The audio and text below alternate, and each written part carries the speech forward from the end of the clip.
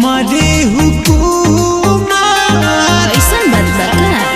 अरे हाँ रे, खाली होते आके नासा में चूर बड़ा हो, कके मर्डर भइल मशहूर बड़ा हो।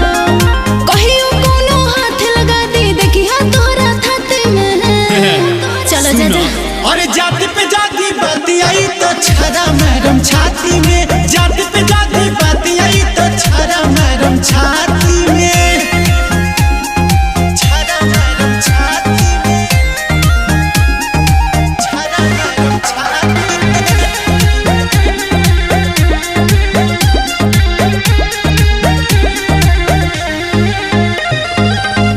चलती हमर चलता न सही रही चला, जे भी बा विरोधी हमार न सही रहो जरा।